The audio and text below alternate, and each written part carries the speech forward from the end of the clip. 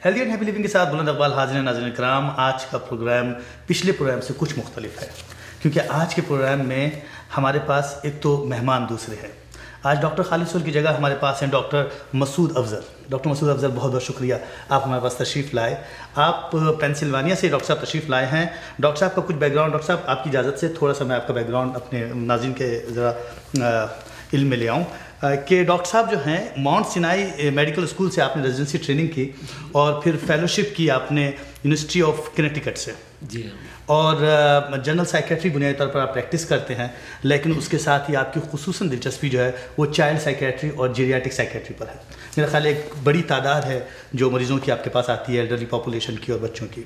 Doctor साहब माशाल्लाह आप बड़े दो बोर्ड्स किए हुए हैं आपने जनरल साइकेट्री में और न्यूरोसोमैटिक साइकोसोमैटिक मेडिसिन में, और इस वक्त भी आपका अपना एक क्लिनिक है जिसके आप डायरेक्टर हैं, मूड एंड मेमोरी इंस्टीट्यूट। जी हाँ, जी हाँ। और ये बड़ा पॉपुलर है पेंसिल्वानिया में। मैं जानता हूँ कि वहाँ पर खासी इसके इस हवाले से शोहरत है कि आपके यहाँ बड़ी तादाद जो है पाकिस्तानी पेशेंट्स की भी आती है। पाकिस्तानी, इंडियंस, एशियन पेशेंट्स काफ़ी आते हैं और मोस्ट काफ़ी पेशेंट्स जो ऐसे होते हैं वो बेसिकली नाम की वजह से आते हैं, मूड और मेमोरी प्रॉब्लम्स की वजह से। तो उसमें फिर हमारे जो बुज़ुर्ग हज़रात आते हैं, उनके जो पेरेंट्स ओल्डर हो रहे हैं वो भी आते हैं, और फिर जो पेशेंट्स होते हैं जिनको मूड का प्रॉब्लम है, एंगर है, एग्रेशन है, एजिटेशन है, तो वो भी फिर अपनी वैल्यूशंस के लिए आते हैं। डॉक्टर साहब आपका एकेडमिक से भी ताल्लुक़ है। मैं चाह रहा था कि हमारे नाज़रीन थोड़ा सा आपके बैकग्राउंड से वाकिफ़ हो जाएं, फिर हम आएंगे टॉपिक के ऊपर, क्योंकि टॉपिक आज का बहुत अहम है। नाज़रीन कराम, टॉपिक डॉक्टर साहब की स्पेशलिटी के लिहाज से है। आप जो हैं पढ़ाते भी रहें, एसोसिएट प्रोफेसर हैं आप New York school of osteopathic medicine में। जी हाँ। और मेरा ख्याल है कि एक एकेडमिक बैकग्राउंड होने के नाते आप खासा इन पेशेंट्स को देखते हैं। ये जो हमारे यहाँ के जो मसाइल हैं, हमारे यहाँ के जो बखौल कैसे देसी मसाइल जो हैं,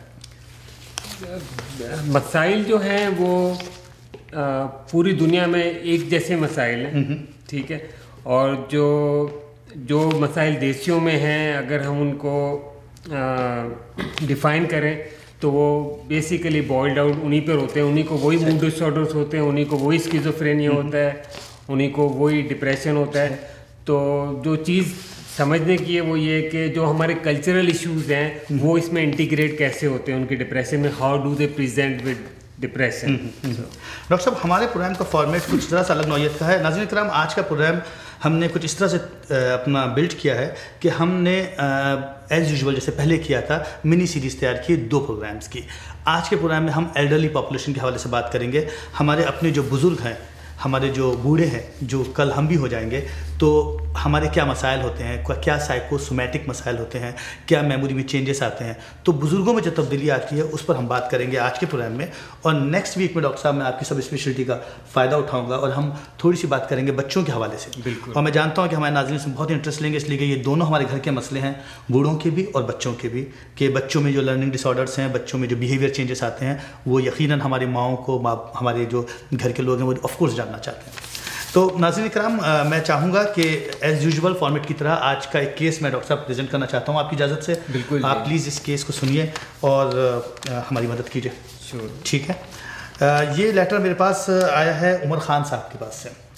ये फरमाते हैं, डियर बुलंद इकबाल साहब, कुछ मसाइल ऐसे होते हैं जो सिर्फ एक डॉक्टर या माहिर नफ्सियात से ही शेयर किया जा सकता है, क्योंकि अगर इन्हें महज ज़ाती तजुर्बे, ख़ानदानी रिवायत और मजहबी या माशरती अखलाकियात के तहत पर परखने की कोशिश की जाए तो उन मसाइल का एक डायमेंशन तक तो तजिया होता है, मगर इसके पीछे छुपे हुए हक़ाइक़ या मुकम्मल हल हासिल नहीं होता। और बाज़ रिश्ते भी इस कदर करीबी और मोहतरम होते हैं कि नावाकिफ़ लोग अपनी जहनी सतह के मुताबिक सही या गलत राय और कहानियाँ बनाकर मुताल्लिक़ा लोगों के माशरती किरदार की धज्जियाँ बिखेर देते हैं। बिल्कुल। ये बात हमारे वालिद मोहतरम के हवाले से है, जिनकी उम्र माशाल्लाह 83 बरस 83 ईयर्स है, और वो जिस्मानी एतबार से थोड़े कमज़ोर मगर सेहतमंद है।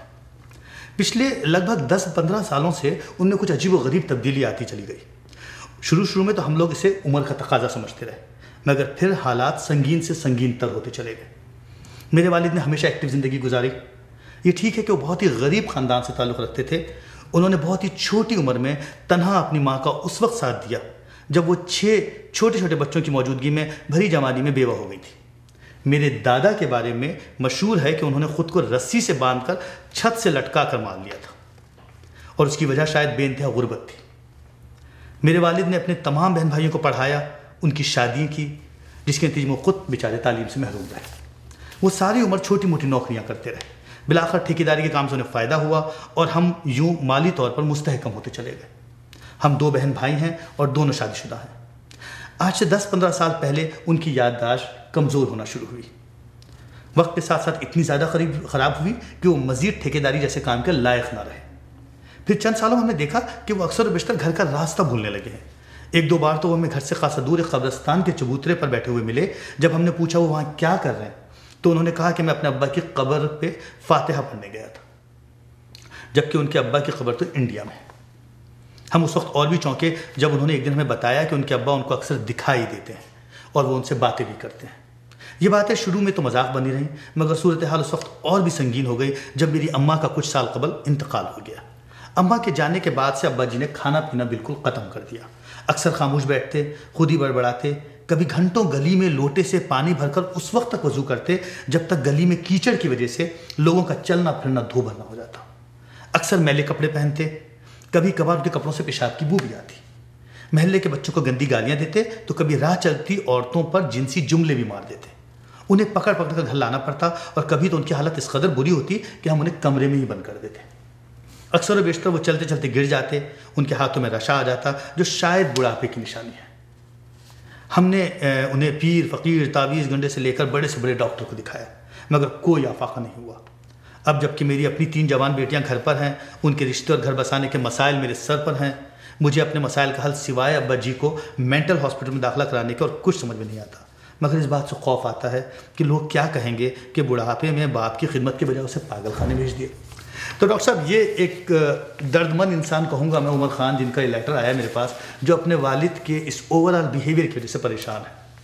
और बीइंग ए साइकियाट्रिस्ट, आप क्या समझते हैं कि क्या डायग्नोसिस बनता है इस पूरी हिस्ट्री को देख के? बुलंद साहब, ये जो है हिस्ट्री जो बता रही है वो मोस्ट लाइकली इनको डिमेंशिया के साइन एंड सिम्टम्स आ रहे हैं, और जो है जिसकी कॉम्प्लिकेशंस भी हो रही हैं, और वो जो है इनका डिमेंशिया विद टाइम और बिगड़ता जा रहा है, टू द पॉइंट कि अब फैमिली जो है जो उनकी जो नीड्स हैं उनको मीट अप नहीं कर पा रही हैं, और इसके अलावा उनको बिहेवियर चेंजेस भी आ रही हैं। हाइपर सेक्सुअल बिहेवियर हो रहा है, वर्बल एग्रेशन है, फिजिकल एग्रेशन है, और तो पूरा का पूरा एक सिंड्रोम है जो सामने आ गया। बिल्कुल, ये पूरी सिंड्रोम है जो कलेक्शन है। डॉक्टर साहब, ये बुनियादी तौर पर मैं चाहूँगा कि हमारे नाज़रीन जाने डिमेंशिया है क्या चीज़, क्या है? डिमेंशिया जो है जो बेसिकली ये इम्पेयरमेंट है जो एजिंग बूढ़ों में ज़्यादा देखी जाती है, एज के उसमें लैंग्वेज के प्रॉब्लम्स, मेमोरी के प्रॉब्लम्स, परसेप्शन, जिसके अंदर एबनॉर्मल परसेप्शन हो रही है, लाइक कि वो पैरानॉइड हो जाते हैं अपने माहौल के, मतलब अपने इर्द गिर्द लोगों को दुश्मन समझते हैं, वो समझते हैं कि ये मेरे पीछे आ रहा है, या उनको हेलुसिनेशंस होती हैं, और डिमेंशिया में उनको काफ़ी तरह विजुअल हेलुसिनेशंस होती हैं, चीज़ें नज़र आती हैं। जैसा कि इस खत में है कि वो अपने वालिद साहब को देख रहे थे, तो इसको विजुअल हेलुसिनेशंस कह रहे हैं हम। तो इसमें परसेप्शन डिस्टर्ब हो गई, उनकी इमोशनल वेलबींग चेंज हो गई, बिहेवियर चेंज हो गए। जैसे कि इस खत में उन्होंने बताया कि पिछले 10 साल में उनकी पर्सनैलिटी में काफ़ी चेंजेस आए हैं, तो वो डिफरेंट टाइप्स की पर्सनैलिटीज़ भी देखी जाती हैं डिमेंशिया के अंदर। और इसके अलावा उनकी जो कॉग्निटिव फंक्शनिंग होती है, जिस तरह उसको मैं आसान लफ्ज़ों में ये कहूँगा कि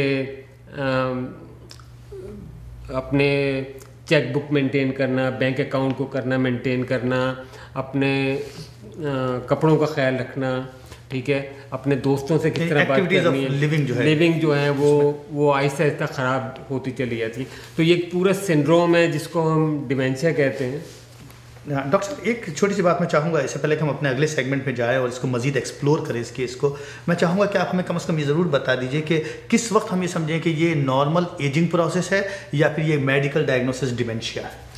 ये बहुत अच्छा सवाल है बुलंद साहब। इसमें एक तो नॉर्मल एजिंग होती है जिसके अंदर हर चीज़ थोड़ी स्लो हो जाती है, और थोड़ा बहुत मेमोरी में प्रॉब्लम आता है। लेकिन ये डिमेंशिया जब बनता है कि जब इसके अंदर ये 4 चीज़ें आ रही हैं, जिसके अंदर आपकी लैंग्वेज ख़राब हो रही है, ठीक है, आपकी मेमोरी बहुत ज़्यादा ख़राब हो रही है कि आप फंक्शन नहीं कर पा रहे, आप भूल जाते हैं चीज़ों को, ठीक है, और आपकी परसेप्शन ख़राब हो रही है जिसके अंदर आपको हेलुसिनेशंस हो रही हैं, पैरानोया हो रहा है, और आपकी जो है आप अपने आप को मेंटेन नहीं कर पा रहे, अपने कपड़ों को नहीं, खाने को नहीं मेंटेन कर। तो जब ये पॉइंट आ जाता है, जब आपकी फंक्शनिंग ख़राब होने लग जाती है, तो इस बेस पे ये हम इसको कहते हैं डिमेंशिया, और ये जो है फिर एक मेडिकल डायग्नोसिस बन जाती है, और जिसकी इवैल्यूएशन, ट्रीटमेंट, रिकमेंडेशंस फिर ठीक है। डॉक्टर साहब, हम अगले सेगमेंट में सब बात करेंगे। नाज़रीन किराम, अभी हम बात कर रहे हैं डिमेंशिया की। उमर खान का केस हमारे सामने है। हम देखना चाहेंगे कि उमर खान के वालिद के साथ क्या हुआ है। हमें समझ में आ गया कि डिमेंशिया में बुनियादी तौर पर मेमोरी, उसकी perception, general cognition, executive functions disturb हो जाते हैं, और उसके बाद एक पूरी शक्ल बनती है जिसमें जर्नल जो ज़िंदगी के तमाम अमल हैं वो डिस्टर्ब हो जाते हैं।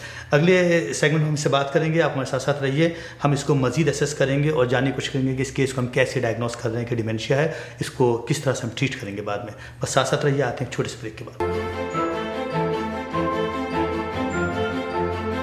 वेलकम बैक नाज़रीन। बुलंद इकबाल और डॉक्टर मसूद अफजल हमारे साथ हैं। आज के प्रोग्राम में बात हो रही है डिमेंशिया पर। डॉक्टर साहब, इस पर्टिकुलर केस में डॉक्टर ये जो हमारे पेशेंट हैं उमर खान के वालिद साहब, यहाँ आप क्या सिम्टम्स ऐसी देखते हैं कि आप समझते हैं कि डिमेंशिया का केस है?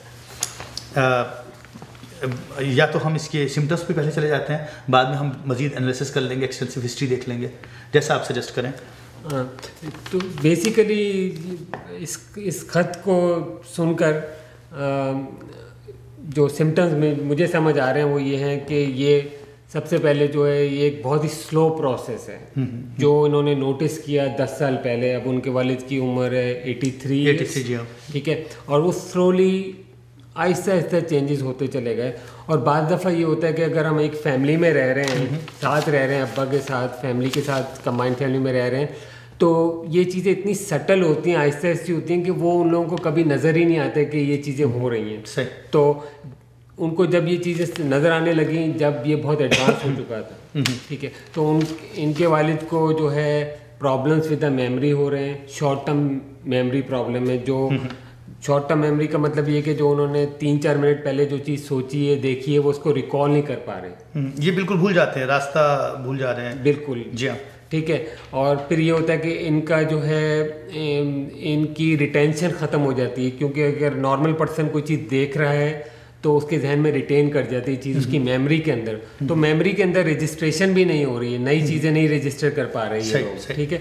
तो मेमोरी का एक बड़ा इसमें लाइक कंप्यूटर मेमोरी, जब जो डेटा मिल रहा है उसको आप कलेक्ट नहीं कर पा रहे हैं। बिल्कुल ठीक है। तो मेमोरी का एक मेन प्रॉब्लम है जिसकी वजह से आपको काफ़ी सारे बिहेवियर्स मिल रहे होते हैं इसके अंदर, ठीक है। फिर इसके बाद जो है और आगे बढ़ें तो इनके और बिहेवियर्स होते हैं, उनकी नींद ख़राब हो जाती है, बाद दफ़ा वो बिल्कुल नहीं सो रहे होते या रात को देर से सो रहे होते हैं, ठीक है। फिर इसके बाद इनके मूड भी काफ़ी चेंज हो जाते हैं। बाद दफ़ा कुछ मरीज़ जो होते हैं वो बहुत ज़्यादा एग्रेसिव हो जाते हैं, छोटी छोटी बातों गुस्सा करते हैं, लड़ाई झगड़ा बहुत होने लग जाता है, उनका टॉलरेंस बहुत ख़त्म हो जाता है, और काफ़ी एंग्री रहने लग जाते हैं। कुछ मरीज़ जो होते हैं वो ऐसे होते हैं जो विड्रॉन कर जाते हैं, वो ठीक है, वो बाकी चीज़ों में जो पहले खुश थे, अपनी चीज़ें कर रहे थे, वो सब चीज़ों बिल्कुल अपने आप अंदर बैठे रहते हैं चुपचाप। सही। ठीक है। फिर फिर जैसे जैसे ये बढ़ता है डिमेंशिया, तो उसके बाद फिर ये होता है कि उनको बिहेवियर चेंजेस आने लगते हैं। डॉक्टर साहब, बिहेवियर चेंजेस में जाने से पहले मैं छोटी सी खता कलामी की माफ़ी चाहता हूँ। आप ये देख रहे हैं कि उमूमन तौर पर बूढ़े लोग जो होते हैं, अब जैसे इत्तेफाक से इनके साथ भी हुआ, इनकी बीवी की डेथ हो गई, और भी कुछ यकीनन शौक़ आए होंगे कि इनकी मेमोरी कम हुई तो इनकी जॉब चलेगी, ठेकेदारी से निकल गए आगे। अब ऐसी सूरत में मुमकिन है अंडरलाइन डिप्रेस हों, तो एक डिप्रेस है या डिमेंशिया है, उसको डिफ्रेंशिएट आप लोग किस तरह करते हैं? क्योंकि सिम्टम्स तो कमोबेश मिलती जुलती भी लग रही हैं कि अलूफ हो गए हैं, एक्टिविटीज़ में शामिल नहीं हो रहे हैं, जैसे आपने फरमाया कि तनहा बैठे हुए हैं, स्लीप चेंजेस हैं, एपेटाइट चेंजेस हैं, जो डिप्रेशन में भी होते हैं। जी हाँ, तो ये बड़ा एक सवाल बनता है। ये डॉक्टर बुलंद बहुत अच्छा सवाल है। और आमतौर पे जो बूढ़े लोग होते हैं उनमें डिप्रेशन का इंसिडेंस बहुत ज़्यादा होता है, ठीक है। तो अब ये सवाल आपका ये कि हम डिमेंशिया और डिप्रेशन को कैसे डिफ्रेंशिएट कर रहे हैं। जी हाँ, हो सकता है कि ये डिप्रेशन है, हो सकता है कि डिप्रेशन की वजह से, या हो सकता है कि ये इनको मेमोरी प्रॉब्लम है। जी हाँ, ठीक है। तो डिप्रेशन के अंदर जो है बेसिकली स्लीप का भी मसला हो जाता है। ठीक है ना। डिप्रेशन के अंदर एपिटाइट भी आपका ख़राब हो जाता है। डिप्रेशन में आपका वेट लॉस भी होता है, और जो है आप विड्रॉन हो जाते हो, और डिमेंशिया में भी यही सिम्टम्स मिलने होते हैं आपको। ठीक है। तो जो चीज़ डिफ्रेंशिएट करती है वो जो उनके नफ्सियाती या साइकोलॉजिकल सिम्टम्स होते हैं वो डिप्रेशन और डिमेंशिया को डिफ्रेंशिएट करते हैं। मिसाल के तौर पे अगर डिप्रेशन का मरीज़ है तो उसके अंदर जो उसको नफ्सियाती सिम्टम्स होंगे, उसके अंदर होपलेसनेस होगी, हेल्पलेसनेस होगी, वर्थलेसनेस होगी, लो सेल्फ स्टीम होगी, और जो है सुसाइडल थिंकिंग होगी। मतलब ये कि आम लफ्जों में हम ये कह रहे हैं कि वो उनकी अपने अना जो होती है वो, या सेल्फ प्रेस्टीज जो होती है वो गिर गई है, होपलेस, बिल्कुल ही ना उम्मीद हो गए ज़िंदगी से। मुमकिन है वो थोड़ा रोना वोना भी शुरू कर दें, बात बेबात पर बस रोने का बहाना ढूंढने वो हल्के से। अच्छा। तो और सुसाइडल जैसे आपने कहा, खुदकुशी की कोशिश कर सकते हैं, दूसरों को हार्म पहुंचा सकते हैं। तो अगर हम एक मरीज ऐसा देख रहे हैं कि जिसके अंदर दोनों सिम्टम्स हमें मिल रहे हैं, डिमेंशिया के भी और डिप्रेशन के भी, तो उसमें अगर उसको हम देख रहे हैं कि अगर उसको अंडरलाइंग डिप्रेशन है तो हम उसको साइकोलॉजिकल सिम्टम्स उसके देखेंगे कि अगर उसको होपलेसनेस है, हेल्पलेसनेस है, तो ऐसी सिचुएशन के अंदर और जो है हम एग्रेसिवली डिप्रेशन को ट्रीट करना रिकमेंडेशन। मैं ट्रीटमेंट से ज़रा सा जाने से पहले थोड़ी सी साइकोलॉजिकल सिम्टम्स पर एक बार फिर आऊँगा, इसलिए कि इसके बाद मुझे आपसे रिस्क फैक्टर्स पूछने कि कौन कौन से रिस्क फैक्टर्स हैं जो डिप्रेशन डिमेंशिया कॉज करते हैं। तो साइकोलॉजिकल सिम्टम्स जो आती हैं पर्टिकुलर डिमेंशिया के अंदर भी आ रही हैं, डिप्रेशन में तो नहीं आ रही लेकिन डिमेंशिया में आ रही हैं। तो जैसा आपने बताया था विजुअल हेलुसिनेशन आती है, चीज़ें नज़र आ रही हैं, और इसके अलावा और क्या सिम्टम्स आ सकती हैं। अब यहाँ तो ये है कि ये कुछ ऑब्सेसिव भी हो गए हैं कि मुसलसल पानी धोते रहते हैं, वज़ू करते चले जा रहे हैं, हत्ता कि गली में कीचड़ जमा हो गया, या फिर कपड़े गंदे हो रहे हैं इनके। Is it a part of the dementia कि पेशाब हो गया और बहुत किसी कपड़े गंदे हो गए बट ही डजंट केयर? ये बेसिकली डिमेंशिया के सिम्टम्स हैं, और डिमेंशिया का एक सिम्टम है कि आपकी जजमेंट खराब हो जाती है। अच्छा, तो इससे पार्ट ऑफ डिमेंशिया जजमेंट खराब हो गई। और दूसरा मैंने जैसे पहले बताया कि उनकी मेमोरी का प्रॉब्लम है, रिकॉल नहीं कर पा रहे, रजिस्ट्रेशन नहीं हो रही है। ठीक है। और तीसरा जो प्रॉब्लम है, इंसाइट बिल्कुल ख़त्म हो जाती है उनके अंदर। ठीक है। तो ऐसी सूरत में इनके अंदर डिफरेंट टाइप्स के बिहेवियर्स नज़र आते हैं। ठीक है। जैसे कि ऑब्सेशन, पानी से ऑब्सेशन हो गया, या कोई भी चीज़ ख्याल में फंस गए तो आप वही चीज़ें करते रहेंगे। अब वो जब तक करते रहेंगे तब तक आराम ना। उसको हम कहते हैं परसर्वेशन। अच्छा, परसर्वेशन, उसको जो हम लोग लैंग्वेज यूज़ करते हैं वो परसर्वेट करते हैं। और इसके अलावा उनको ऑडिटरी हेलुसिनेशंस भी हो सकती हैं, आवाज़ें कानों में आवाज़ें आ रही हैं, या विजुअल्स वो देख रहे हैं। इस पर्टिकुलर केस में डॉक्टर साहब हम देख रहे हैं कि ये अपने बाप की खबर पे फातिहा पढ़ने चले गए, जबकि इनके बाप जो बहुत पहले इंडिया में मर चुके थे। या फिर ये कि इसके अलावा भी इन्होंने कहा कि एक तो ऑब्सेसिवनेस हुई, दूसरा एक और चीज़ भी इन्होंने बताई कि महल्ले के बच्चों को गंदी गालियाँ दे रहे हैं और आती जाती औरतों पर जिनसी जुमले मार रहे हैं। ये क्या चीज़ है? ये बेसिकली जैसे जैसे डिमेंशिया बढ़ता है या ख़राब होता है तो ये ब्रेन के डिफरेंट सर्किट्स को ख़राब करता चला जा रहा है। अच्छा। ठीक है। तो जो सबसे बड़ा जो ब्रेन का जो फंक्शन होता है, जो फ्रंटल लोब करती हैं फंक्शन, वो आपकी एग्जीक्यूटिव फंक्शनिंग करती है। ठीक है। तो वो इनका बिल्कुल डिसइनहिबिट हो गया है। अच्छा। ठीक है ना। वो अपने आप को, एग्रेशन को अपने आप को कंट्रोल नहीं कर पा रहे हैं। ठीक है। तो वो क्या करते हैं कि वो वर्बली एग्रेसिव हो जाते हैं, फिजिकली एग्रेसिव हो जाते हैं, मतलब मार रहे हैं, धाड़ रहे हैं, ऑब्सीन वर्ड यूज कर रहे हैं, गालियां यूज कर रहे हैं, इस तरह। जबकि नॉर्मल लाइफ में सिविलाइज थे बिल्कुल, लेकिन डिमेंटेड होते ही ये सब चीजें आ रही हैं। क्योंकि ये सारा इसलिए कि जो चीज इनहिबिट थी वो हट गई, इनहिबिशन डिसइनहिबिट हो रही है, डिसइनहिबिट हो गई चीजें। अच्छा। तो अब ये है कि क्योंकि ब्रेन इज श्रिंकिंग, नेचुरल आदमी निकल कर आया ब्रेन जो है वो श्रिंक हो रहा है। ठीक है। ब्रेन के सर्किट्स काम नहीं कर रहे हैं, और जैसे जैसे डिमेंशिया प्रोग्रेस करता है वो कॉम्प्लिकेशंस और ज़्यादा बढ़ती चली जाती हैं। पहले साइकोलॉजिकल कॉम्प्लिकेशंस होती हैं, फिर मेडिकल कॉम्प्लिकेशंस होती हैं, फिर न्यूरोलॉजिकल कॉम्प्लिकेशंस होती हैं। डिमेंशिया के मरीजों में फिर लर्जा भी आ जाता है, जिसको हम सेकेंडरी पार्किंसनिज्म कहते हैं। डॉक्टर साहब, मेरा ख्याल है कि हम ये चीज़ें ज़्यादा एक्सटेंसिव हो जाएंगे, हम थोड़ा सा इसके बैकग्राउंड पे चलते हैं। डिमेंशिया के आपने बताया मुझे कि क्या क्या साइन सिम्टम्स होते हैं, और ये तो बड़ा एक टिपिकल केस है डिमेंशिया का। कॉजेज़ क्या क्या हैं, इसके पीछे क्या रिस्क फैक्टर्स हैं, क्यों डेवलप हो रहा है लोगों को? कुछ लोगों को क्यों डेवलप हो रहा है, कुछ को नहीं डेवलप होता है, कम डेवलप होता है। सबसे बड़ा जो इसमें रिस्क फैक्टर है वो एज का है। अच्छा, age is itself risk age is a risk factor. तो एवरीबॉडी लाइक मैं और आप, हम सब जो है बूढ़े होकर, तो अगर आप देखेंगे 60 साल की उम्र के अंदर 60s के अंदर रिस्क फैक्टर बहुत कम होता है, 1-2% होता है। सही। 70 में जाके 5 हो जाता है, 5% हो जाता है। 80 में जाके ये 3 से 4% हो जाता है। अच्छा। 85 के अंदर ये 7-8% हो जाता है। 90 के पास जाके 20% हो जाता है। अच्छा। 20 to 25, जिसका मतलब ये कि जो बंदा बिटवीन 85 to 90 है अभी, ठीक है ना, उसके अंदर 25% रिस्क ऑफ डिमेंशिया है। इसका मतलब ये कि 4 बंदों में से 1 बंदे को डिमेंशिया होगा। इसके अलावा और क्या रिस्क फैक्टर्स होते हैं? इसके अलावा एज के अलावा बहुत सारे रिस्क फैक्टर्स होते हैं। मेडिकल रिस्क फैक्टर्स होते हैं। उसमें ये कि अगर कोई मरीज़ है जिसको ब्लड प्रेशर की बीमारी है, ठीक है, और वो ब्लड प्रेशर को उसने अपनी, जब वो 30s में था, 40s में था, उसने कभी दवाई नहीं ली, कुछ नहीं किया, तो ऐसे लोगों में होता ये है कि फिर मिनी स्ट्रोक्स होने लग जाते हैं। ब्रेन के अंदर छोटे छोटे माइनर स्ट्रोक्स होते हैं और over the period of time वो आपकी मेमोरी खराब कर देते हैं। अच्छा। ठीक है, तो इसका रिस्क फैक्टर है। फिर ब्लड प्रेशर भी हो गया, हाई ब्लड प्रेशर एक रिस्क फैक्टर हो गया। ठीक है, फिर दूसरा रिस्क फैक्टर जो है इसमें अल्कोहल, जो लोग सब्सटेंस अब्यूज़ करते हैं या अल्कोहल बहुत ज़्यादा यूज़ कर रहे होते हैं, तो over the period of time alcohol जो होता है वो आपकी नर्व्स के लिए अच्छा नहीं होता, तो वो आपको फिर मेमोरी प्रॉब्लम करने लग जाता है। अच्छा, बीइंग ए मेडिकल डॉक्टर मैं देखता हूँ कि बहुत से पेशेंट्स ऐसे आते हैं जिनको कोई मेटाबॉलिक डिजीज़ हो, जैसे आपने बताया। मैं देखता हूँ थायराइड डिजीज़ है, हाइपोथायराइडिज्म उसमें हो जाता है, या B12 डेफिशिएंसी हो जाए वाइटामिन्स की, या फिर सिफिलिस हो जाए, सेक्सुअल ट्रांसमिटेड डिजीज़ है, HIV है, और विल्सन डिजीज़ हो जाए, लाइक यू नो, ये बड़े टिपिकल डिजीज़ हैं। और एक तो बहुत ही ख़तरनाक सी बीमारी है क्रुट्ज़फेल्ड जैकब डिजीज़, जो कभी कभी पेशेंट मेरे पास आते हैं जी। HIV है, तो there is multiple reasons for dementia. मेरा ख्याल है कि डॉक्टर साहब, हमें इत्तेफाक से हमारा टाइम हो रहा है एक ब्रेक का।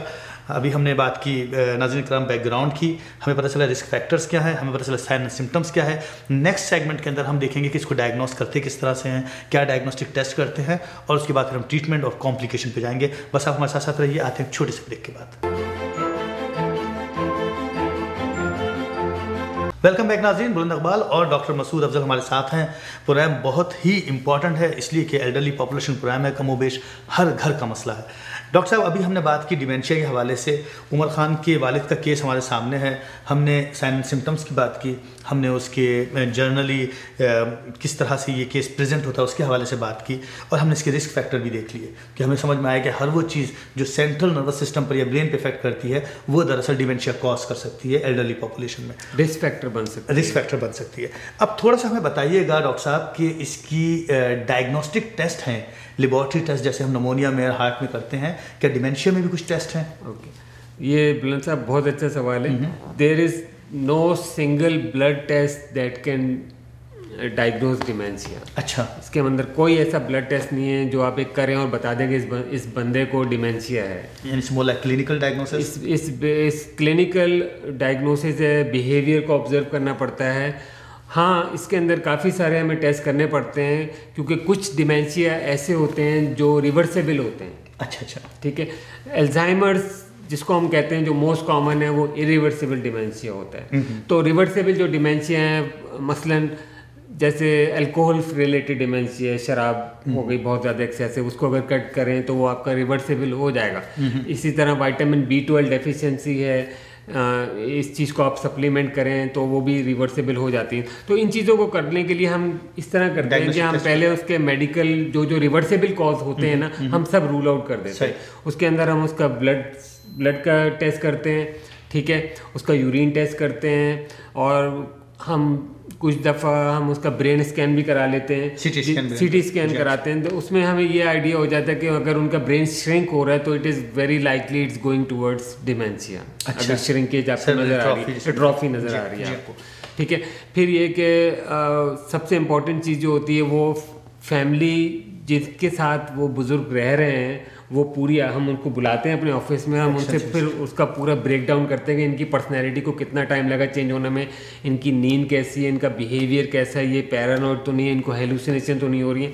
तो बाद दफ़ा ये जो फैमिलीज़ आती हैं इनके लिए ये सब चीज़ें नहीं होती हैं, लेकिन जब वो समझते हैं तो फिर आपको बताते हैं कि भाई ये चीज़ें तो बहुत अरसे से हो रही हैं, ठीक है। तो ये सब करने के बाद फिर हम उसका एक टेस्ट करते हैं जो बहुत सिंपल टेस्ट है और काफ़ी फिजिशियंस करते हैं, उसको कहते हैं मिनी मेंटल टेस्ट। तो इसमें 30 चीज़ें होती हैं जो आपकी रिकॉर्ड कर रही होती है, short term memory, long term memory, concentration, attention span, retention, recall और writing ability. So out of 30 हमें कितना क्रेडिट लेना चाहिए कि तो हम डिमेंशिया ना कहलाएं? इसका जो कट ऑफ है वो है 24 इसका कट ऑफ है। यानी अगर कोई साहब इनका 25 नंबर आता है out of 30, so he is उनको ही इज कॉग्निटिवली इम्पेयर्ड, और उसको फिर ये कि हम नॉट डिमेंटेड, हम उसको एवरी 6 मंथ बुला के हम उसको दोबारा उसको मॉनिटर करते हैं। सही, ठीक है। तो आपने इसका ब्लड टेस्ट करा लिया है, कैट स्कैन करा लिया, आपने इसका मिनी मेंटल स्टेटस कर लिया, और फिर once the diagnosis is establish तो फिर हम इसकी फिर ट्रीटमेंट की फिर बात करते हैं। और ट्रीटमेंट में से हम इसकी अगर बात करें प्रिवेंशन की, जी हाँ, ये इम्पोर्टेंट है कि अगर आप इसको क्या क्या चीज़ें कर सकते हैं जो रिवर्सेबल डिमेंशियाज होते हैं, आप उसको प्रिवेंट कर सकते हैं बेसिकली ना। तो इसके अंदर ये कि अगर किसी को ब्लड प्रेशर, डायबिटीज़ जो होते हैं, सबसे ज़्यादा 2 मोस्ट कॉमन डिसऑर्डर्स होते हैं जो आप अपनी क्लिनिक्स में भी देखते होंगे एवरी डे। बिल्कुल। तो इसमें ये कि हमें मरीजों को एजुकेट करना चाहिए कि अब ये कि हमारे एशियन पेशेंट जो होते हैं उनके अंदर नॉन कंप्लायंस बहुत ज़्यादा होता है। मसाले चल रहे हैं, डाला जा रहा है, दवाई भी नहीं लेते वो लोग, दवाई भी नहीं लेते। तो ये आपको पता है कि ब्लड प्रेशर, डायबिटीज जो ऐसी चीज़ें, इसके लिए आपको रोजाना दवाई लेने पड़ती है, आपको एवरी 6 मंथ ब्लड वर्क के लिए जाना पड़ता है। तो अगर आप उस चीज़ को स्टेबल रखेंगे तो आप जो रिवर्सेबल डिमेंशियाज हैं उसको आप प्रिवेंट कर रहे हैं। सही, ठीक है। तो एक तो ये चीज़ हो गई। फिर ये कि डायबिटीज़ के अंदर बाद दफ़ा मरीज होते हैं उनको बहुत ज़्यादा लोज होते हैं, लो शुगर हो जाती है, इंसुलिन पे होते हैं। तो जिस बंदे को बहुत ज़्यादा लो शुगर हुए अपने 20 साल 30 साल की पिछले 30 साल में, वो he is at high risk of dementia. अच्छा, वो बंदा भी है ये। ठीक है। फिर कुछ लोग होते हैं जो सब्सटेंस अब्यूज़ की वजह से डिमेंशियाज हो रहे होते हैं। ठीक है ना। उसमें मैंने जैसे कहा कि अल्कोहलिज्म एक सबसे बड़ा कॉज जो है रिवर्सेबल। तो हमें मतलब ये कि वो तमाम रिस्क फैक्टर्स जो है उनको प्रिवेंट करना है। First of all we need to find out कि कौन कौन से रिस्क फैक्टर्स हैं। अगर वो जैसे आपने बताया कि वेस्कुलर, नाज़रीन हमारे जानते हैं वेस्कुलर डिमेंशिया, जैसे आपने बताया it's almost same risk factor हैं जो हार्ट के और स्ट्रोक के होते हैं। यानी ब्लड प्रेशर कंट्रोल करना है, डायबिटीज़ कंट्रोल करनी है, और बहुत लो ब्लड शुगर भी नहीं रखनी है। जैसे आपने बताया सिगरेट स्मोकिंग है तो रोक दें, अल्कोहलिज्म है तो रोक दें, यानी ड्रग एब्यूज़ ना करें। तो जनरली जो कुछ भी जैसे कि हाई कोलेस्ट्रॉल है तो उसको कंट्रोल करें ताकि हमारे ब्लड वेसल्स इंटैक्ट रहें, हेल्दी रहें और वो डैमेज ना हो, तो हमें वेस्कुलर डिमेंशिया नहीं होगा। बिल्कुल ऐसे ही कम रिस्क होगा। और अगर कोई एंडोक्राइन रीजन है, जैसे कि मेरे नाज़रीन जानते हैं कि बीइंग ए मेडिकल डॉक्टर मैं थायराइड फंक्शन टेस्ट करा कर देख लेता हूँ कि भाई थायराइड सही है कि नहीं है, कोई इन्फेक्शन तो नहीं है, तो VDRL करा लिया वगैरह। CT स्कैन हम करा लेते हैं, देख लेते हैं कि ब्रेन के अंदर कोई ट्यूमर तो नहीं है या कोई फ्लूइड तो नहीं बढ़ गया ब्रेन का वगैरह वगैरह। तो ओवरऑल ये टेस्ट हम करते हैं और इसी तरह के स्क्रीनिंग टेस्ट वगैरह करते हैं। एक बार क्या आपने डायग्नोस कर लिया कि डिमेंशिया है तो क्या मेडिकेशन राइट अवे स्टार्ट करते हैं या जस्ट फॉलो करते हैं? कि डिमेंशिया का जब आप डायग्नोसिस करते हैं तो उसकी स्टेजिंग होती है कि स्टेज 1 है, स्टेज 2 है, स्टेज 3 है। तो स्टेज 1 माइल्ड डिमेंशिया को कह सकते हैं, स्टेज 3 सीवियर डिमेंशिया को कह सकते हैं। तो कुछ दवाइयाँ जो हैं वो हम यूज़ करते हैं स्टेज 1 के अंदर, जिसमें बहुत कॉमनली एरिसेप्ट है, निमेंडा है, जो बहुत मेरा ख्याल है कि 10 साल हो गए इन दवाइयों को अवेलेबल यहाँ पे। ये दवाइयाँ जो हैं these are not medical drugs, but if you start early on, for example आपके पास एक मरीज़, आप एक मरीज़ को फॉलोअप कर रहे हैं, बुज़ुर्ग को फॉलोअप कर रहे हैं अपनी क्लिनिक में, और वो बुज़ुर्ग को आप पिछले 10 साल से फॉलोअप कर रहे हैं, आपने उसको 70 साल की उम्र से देखना शुरू किया था, तो आप उसका मिनी मेंटल कर रहे हैं, हर 6 महीने में आपके पास जो आ रहा है सिंपल सा टेस्ट है। तो अगर वो 27 पे आ रहा है, फिर 26 पे आ रहा है, तो I think this is the time to start these medication like Namenda और एरिसेप्ट वगैरह। तो व्हाट ये करती हैं कि ये ना आपका प्रोसेस को डिले कर देती हैं, डिमेंशिया का प्रोग्रेस को स्लो कर देती हैं। अच्छा। तो उसमें चीज़ें काफ़ी स्टेबल रहती हैं। उसमें ये कि फिर कॉम्प्लिकेशंस देर से होंगी, आगे जाके होंगी, बीच में नहीं होंगी। ऑल्दो ये बहुत डिफ़िकल्ट होता है जब फैमिलीज आती हैं, वो पूछती हैं कि वो प्रिडिक्ट करेंगे हमारे फादर का डिमेंशिया कैसे होगा अगले 5 साल में, तो ये प्रिडिक्ट करना बहुत मुश्किल काम है। तो बेसिकली जब आप ट्रीटमेंट स्टार्ट करते हैं तो उमूमी तौर पे डॉक्टर साहब सेइंग है, नॉट लाइक आमतौर पे कहा जाता है कि एक बार का डिमेंशिया हो जाए और आप जब दवा स्टार्ट कर देते हैं तो उसके बाद भी कुछ खास फर्क पड़ता नहीं है, बस वो मामला वैसे ही रहते हैं। बिल्कुल, जैसा कि अभी आपने बताया। बिल्कुल। मगर लोग बाग ये कहते हैं कि साहब ये बिल्कुल ही बेकार दवा है, it's more like a placebo. हाँ जी, इज इट ट्रू? भाई ये एक आम सोच है पब्लिक के अंदर, लेकिन जैसा कि मैंने कहा कि अगर आप अर्ली ऑन ये दवाइयाँ शुरू करेंगे तो उसका बेनिफिट आपको मिलेगा, लेकिन अगर आप यही दवाइयाँ एडवांस स्टेज ऑफ डिमेंशिया में कर रहे हैं तो ये यूजलेस हैं, they will cause more side effects to the dementia. तो मैं डिमेंशिया की ट्रीटमेंट पे वापस आता हूँ। तो एक तो ये कि मेडिकेशंस हो गई, फिर ये होता है कि हमें एक पूरी बिग पिक्चर देखने पड़ती है उसके कि वो बुजुर्ग कहाँ पे रह रहा है, अकेला तो नहीं रह रहा, उसके साथ कौन रह रहा है, उसकी केयर गिवर कौन कर रहे हैं, ठीक है। और सबसे जो मोस्ट इम्पॉर्टेंट चीज़ होती है वो सेफ्टी होती है, हमारा जो गोल होता है, क्योंकि ये जो बुजुर्ग हैं जिनको डिमेंशिया हो रहा है ये गिर सकते हैं अगर अकेले रह रहे हैं, ठीक है। उसमें जो सबसे कॉमन जो फ्रैक्चर होता है हिप फ्रैक्चर होता है, जैसे आपको पता है, ठीक है। उसके बाद जो है इनका खाने पीने का कौन लेकर आ रहे हैं, क्योंकि ये खुद पका नहीं सकेंगे, क्योंकि ये अगर स्टोव भी नहीं जला सक रहे, भूल जाएंगे उसको बंद करना तो फायर रिस्क हो जाएंगे, ये सारी चीज़ें होती हैं। तो ये सब चीज़ें सेफ्टी देखने पड़ती है कि उनकी सेफ्टी कैसी है। उन बाद दफ़ा ये होता है कि कुछ ऐसे भी केसेस होते हैं एडवांस जिसमें 24 आवर आपको सुपरविजन करनी पड़ती है, क्योंकि उनकी नींद में उठ जाते हैं, ठीक है। फिर अगर ऐसे मरीज जो होते हैं अगर वो पैरानॉइड हो रहे हैं, आमतौर पे जो पैरानॉइड होते हैं ये अपने केयर गिवर से हो रहे होते हैं, जो उनका बेटा बेटी बहू उनकी जो केयर कर रही है ये उन्हीं के खिलाफ पैरानॉइड हो जाते हैं। अच्छा, उन्हीं को दवा में जहर तो नहीं मिला दिया? हाँ, उनको अक्यूज कर रहे होते हैं। अच्छा, ठीक है ना। तो फिर क्या होता है कि एक खामखा की टेंशन चल जाती है इनके अंदर, क्योंकि वो लोग समझ नहीं, क्योंकि उनकी जो बहू है या उनका जो बेटा है वो अपने बिल्कुल 100% अपना गिव इन कर रहे हैं, ठीक है। तो एक चीज़ होती है केयर गिवर बर्नआउट, वो भी बहुत इम्पोर्टेंट है, उसको रिकग्नाइज करना चाहिए आप लोगों को। और अगर है केयर गिवर बर्नआउट तो आप जाके काउंसलर से बात करें, ये सब चीज़ें होती हैं। डॉक्टर साहब मैं एक छोटा सा आपसे एक्सक्यूज़ करना चाहूँगा, हमारा ब्रेक का टाइम हो गया है। नाज़रीन कराम, अभी हमने देखा ट्रीटमेंट को, अभी ट्रीटमेंट का एक हिस्सा बाकी है जो मैं चाहूँगा कि आप ज़रूर इसको, क्योंकि इसमें थोड़े से नफ्सियाती मसाइल भी हो रहे हैं, तो उसकी ट्रीटमेंट किस तरह की जाती है, जो साइकोलॉजिकल इश्यूज आते हैं, जो बिहेवियर डिस्टर्बेंस आ रही है, जिस तरह हमारे पेशेंट उमर खान के वालिद के साथ हो रहा है, तो इसको हम डिस्कस करेंगे अगले सेगमेंट में। साथ साथ रहिए, आते हैं एक छोटे से ब्रेक के बाद। वेलकम बैक नाज़रीन, बात हो रही है डिमेंशिया के हवाले से, और डॉक्टर साहब आप बता रहे थे अभी ओवर स्ट्रेच होने के हवाले से, ये बड़ी इंपॉर्टेंट बात है। क्या बता रहे हैं कि जो लोग केयर गिवर होते हैं वो खुद ही बर्न आउट हो जाते हैं, उसके हवाले से थोड़ी सी बात और बताइए हमें, क्या कॉम्प्लिकेशंस हो जाती हैं ऐसे लोगों के, इर्द गिर्द के लोगों के साथ क्या मसाइल होते हैं, और ख़ुद इन लोगों के अंदर क्या कॉम्प्लिकेशंस होते हैं? बेसिकली जो सबसे इम्पोर्टेंट चीज़ यहाँ पर है कि आपको खुद अपने आप को एजुकेट करना चाहिए कि डिमेंशिया के सिम्टम्स क्या हैं, उसको कैसे मैनेज करना है। सबसे कॉमनली ये होता है कि जो बंदा 24 घंटे एक बंदे की केयर कर रहा है तो वो बर्नआउट हो जाते हैं, उनके अंदर डिप्रेशन भी हो जाता है, बाद में एंजाइटी भी हो जाती है, होपलेसनेस भी आ जाती है, और उनके लिए very difficult to see their father going, बच्चे गेटिंग वर्स, बच्चे जो होते हैं, जो लोग केयर कर, बीवी, ये सब चीज़ें ना, तो ये पर्सनैलिटी चेंज हो रही है, पर्सनैलिटी चेंज हो रही है। फिर वो ये भी देख रहे हैं कि हमारा जो फादर हैं वो शायद दुनिया में नहीं रहे, उनकी कंडीशन ख़राब होती जा रही है, तो वो एक सेंस ऑफ लॉस भी एक्सपीरियंस कर रहे होते हैं। तो ये इसको केयर गिवर बर्नआउट कहते हैं, ये बहुत इंपॉर्टेंट चीज़ है, ठीक है। मैं थोड़ी सी बात करना चाहूँगा बुलंद साहब कॉम्प्लिकेशंस ऑफ डिमेंशिया पे। जी जरूर। जो सबसे ज़्यादा कॉम्प्लिकेशंस हम लोग देखते हैं वो बेसिकली होता है कि abuse by over stress care giver. होता है कि बाद दफ़ा बच्चे और जो घर में लोग रह रहे होते हैं, जो उनकी 24 आवर केयर कर रहे हैं, वो इतना बर्न आउट हो जाते हैं कि वो they become aggressive towards the patient, उनको थप्पड़ पर मार देते हैं चुप कराने के लिए, अगर वो ज़्यादा बर्न आउट होकर मारते हैं, बर्न आउट होकर अपने ही मरीज को वो लोग मारते हैं कंट्रोल करने के लिए। सही। तो वो एक ये कॉम्प्लिकेशन होती है।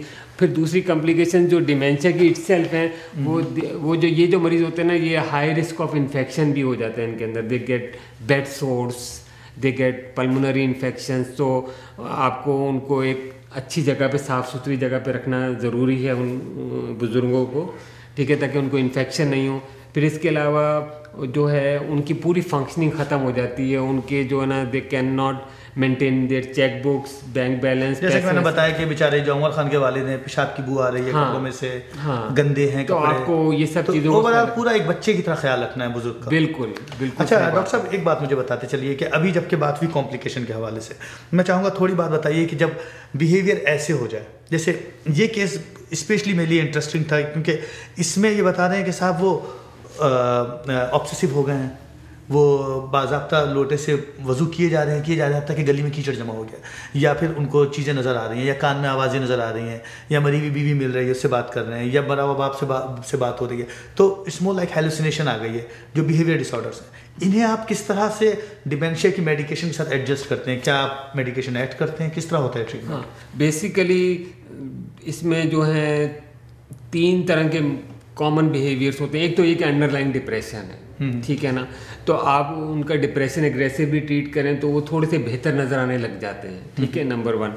नंबर 2 ये कि अगर उनको मूड स्विंग्स हो रहे हैं, मूड स्विंग्स का मतलब ये कि वो बहुत ज़्यादा वर्बली एग्रेसिव हो रहे हैं, एजिटेटेड हो रहे हैं, सो नहीं रहे, तो फिर बाद दफ़ा हम उनको सोने की दवाई दे देते हैं, हिप्नोटिक्स, हल्के लो पोटेंसी ट्रैंकुलाइजर दे देते हैं। अगर वो पैरानॉइड हो रहे हैं, हेलुसिनेट कर रहे हैं, दुश्मन समझ रहे हैं, आवाज़ें सुनाई दे रही हैं, तो फिर हम उनको एंटीसाइकोटिक मेडिकेशन देते हैं, और वो बहुत केयरफुली यूज़ करने पड़ती हैं क्योंकि उनके साइड इफ़ेक्ट ज़्यादा होते हैं, ठीक है। फिर अगर उनका मूड ही ओवरऑल बहुत ही ज़्यादा एंग्री है, इरिटेबल है, तो बाद दफ़ा हम मूड स्टेबलाइजर्स भी यूज़ करते हैं उनके लिए, लेकिन अगेन जब आप इनको दवाई देते हैं तो आपको उसको बहुत ही लो डोज देने पड़ती है, बहुत आहिस्ता आहिस्ता उसको टाइट्रेट करते हैं और उसको बहुत केयरफुली मॉनिटर करना पड़ता है। तो ये वो दवाइयाँ जो हम जनरल साइकेट्री में एवरीडे यूज़ करते हैं, लेकिन जब ये बात डिमेंशिया पे आती है तो हमें डिफरेंटली यूज़ करने पड़ती है। एक तो ये कि हमें लो डोज यूज़ करनी पड़ती है क्योंकि जो मरीज़ होते हैं इनका मेटाबॉलिज्म बहुत स्लो होता है, ठीक है, तो इनको बहुत ही छोटी डोज देनी पड़ती है इन चीज़ों की। तो आप इनको एंटी डिप्रेसेंट दे रहे हो। डॉक्टर साहब गलती, सॉरी इंटरप्शन की माफ़ी, ये जो मेडिकेशन है उनके साइड इफ़ेक्ट्स भी होते हैं? बिल्कुल बिल्कुल। तो कभी कभार ऐसा भी हो सकता है कि मेडिकेशन के साइड इफ़ेक्ट जो है वो बिहेवियर चेंज कर रहे हैं? ये भी बहुत कॉमन है बुलंद सर, ये बहुत अच्छा सवाल है। बेसिकली जो जितनी भी दवाइयाँ हैं, चाहे आप ब्लड प्रेशर की ले लें, हार्ट की ले लें, डायबिटीज़ की ले लें, या साइकेट्रिक मेडिकेशन ले लें, इनका एक साइड इफ़ेक्ट जो कॉमन होता है वो उसको कहते हैं एंटाइकोलिनर्जिक साइड इफ़ेक्ट। तो होता ये कि अगर आप इनको बहुत ज़्यादा दवाई देंगे तो इनको एंटाइकोलिनर्जिक टॉक्सिसिटी हो जाती है और वो डिलीरियम में चले जाते हैं, और डिलीरियम में वो बहुत ज़्यादा डिफरेंट पर्सनैलिटी हो जाती है, नॉर्मल बेसलाइन से हट जाते हैं, एग्रेशन, एजिटेशन, सब चीज़ें ख़राब हो जाती हैं। मतलब डिमेंशिया जो है वो वर्स हो जाएगा अगर डिलीरियम डेवलप हो जाएगा। और डिलीरियम मेरे नाज़रीन समझते हैं कि डिलीरियम का मतलब ये है कि टोटली आउटबस्ट हो जाएगा, मूड पूरा डिस्टर्ब हो जाएगा, ओवरऑल एग्रेसिव हो जाएंगे, मुमकिन है कि आउट ऑफ कंट्रोल हो जाए, साइकोसोमैटिक बिहेवियर्स आ जाएँ। अच्छा एक बात ये डॉक्टर साहब कि आपने बताया कि मेडिकेशन दी, कॉन्स्टिपेशन हो गया, एंटाइकोलिनर्जिक इफेक्ट जिसे आप कह रहे हैं, या यूरिन रिटेंशन यानी पेशाब नहीं हो पा रहा, बंद हो गया। अब नतीजा क्या हुआ कि वो एक विशेष सर्कल शुरू हो गया। बिल्कुल। अब उस कॉन्स्टिपेशन की वजह से वो बेचारे डिस्टर्ब हैं, बोल नहीं सकते, बता नहीं सकते, और हम समझ रहे हैं कि साहब वो, और फिर वो और कंफ्यूज हो रहे हैं, फिर आप उन्हें और कंफ्यूजिंग दवा दे रहे हैं, हाँ। वो और कॉन्स्टिपेटेड होते जा रहे हैं, तो ये एक विशेष सर्कल है जो उनके अगेंस्ट चल रहा है। बिल्कुल। तो डॉक्टर साहब जस्टिफाई कर रहे हैं बेचारे कि अगर वो आपको अपना दुश्मन समझ रहे हैं तो नहीं, उसमें ये है कि डॉक्टर बुलंद, सबसे इम्पोर्टेंट चीज़ ये है कि जब आपके पास मरीज़ आ रहा है तो आप उसकी पूरी मेडिकेशन की लिस्ट लें उससे कि वो क्या मेडिकेशन ले रहा है। आमतौर पर जो एक एवरेज मरीज़ होता है वेस्ट में, वो 16 दवाइयों पर होता है 80 साल की उम्र पे। अच्छा, मुख्तलिफ दवाइयों पे आमतौर पे जो स्टैटिस्टिक्स हैं। तो अब ये होता है कि हमारा काम ये होता है कि सबसे पहले जो है ना, हमें उसकी दवाइयाँ कट करते हैं ताकि हम उसका एंटाइकोलिनर्जिक रिस्क बिल्कुल ख़त्म कर दें। सही। हम we only use psychiatric medications when they are needed for safety reasons. हम डे टू डे पे नहीं देते किसी को, जब ये सेफ्टी इशू होता है तो जब हम उनको ये दवाइयाँ यूज़ करते हैं, और वो भी हम बहुत छोटी डोज में देते हैं। तो सबसे इम्पॉर्टेंट काम ये भी होता है साइकाट्रिस्ट का कि वो ये देखे कि ये जो बिहेवियर आ रहा है ये शायद मेडिकेशन का साइड इफेक्ट तो नहीं आ रहा, जिसको हम डिलीरियम कह रहे हैं, या जिसकी डेफिनेशन सिंपल ये कि acute change in mental status. तो ये सब चीज़ों का ख्याल रखना पड़ता है आप जब इन मरीज़ों को देख रहे होते हैं। और this is a very special population. और एक बात मुझे बताते चलिए, जबकि हमने कमोबेश हर चीज़ हर सिम्प में इसको डिस्कस किया है, पाकिस्तान हिंदुस्तान में, स्पेशली पाकिस्तान में, क्या डिमेंशिया के ऊपर ऐसा ही वर्कअप होता है जैसे वेस्ट में होता है? बिल्कुल नहीं होता। पाकिस्तान में क्या वहाँ डायग्नोसिस के बाद क्या हम, मैं समझ सकता हूँ कि वहाँ पे जो मसाइल हैं वहाँ पे आम प्रॉब्लम्स ट्रीट नहीं हो पा रहे हैं कभी कभी, तो ये तो एक अच्छा खासा सिंड्रोम है, तो क्या हो रहा है वहाँ पर? वहाँ पे तो कैसे अप्रोच कर, वहाँ पे बिल्कुल जो है एक जो मिडिल क्लास तबका है उनके वहाँ पर तो इसको कोई ट्रीटमेंट नहीं मिल रही है, ना उसको रिकग्नाइज कर रहे हैं सिम्टम्स को, और ना उसको कोई ट्रीटमेंट मिल रही है। और जो पढ़े लिखे लोग हैं जो अफोर्ड कर सकते हैं वो अब आकर लेकर जा रहे हैं इनको हॉस्पिटल, अपने बुजुर्गों को, और उनकी प्रॉपर डायग्नोसिस और प्रॉपर ट्रीटमेंट हो रही है। पाकिस्तान से बहुत दफ़ा हमें कॉलें आती हैं ऑफिस के अंदर मेडिकेशंस के लिए, वो लोग वहाँ पे एरिसेप्ट यूज़ करना चाह रहे हैं, निमेंडा। तो ये सोच आ गई है पाकिस्तान के अंदर, लेकिन ये सोच सिर्फ उन्हीं लोगों के अंदर आई है कि जो लोग पढ़े लिखे हैं, जो लोग इस चीज़ों को देख रहे हैं, समझ रहे हैं, और वो उसकी ट्रीटमेंट कर रहे हैं। डॉक्टर साहब बहुत बहुत शुक्रिया, आपने डिमेंशिया को बहुत अच्छा थॉरली हमारे नाज़रीन को बताया।